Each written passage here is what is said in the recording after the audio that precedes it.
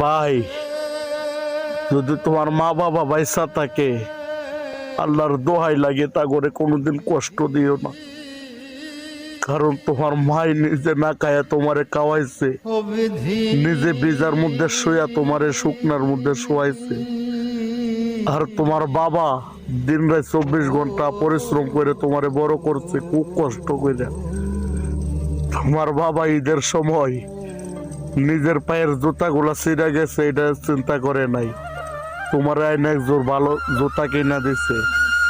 নিজের শার্টটা ছিঁড়ে গেছে, এটা চিন্তা করে নাই। তোমার আইনে একটা ভালো পাঞ্জাবি কিনা দিছে। নিজের লুঙ্গিটা ছিঁড়ে গেছে, এটা চিন্তা করে নাই।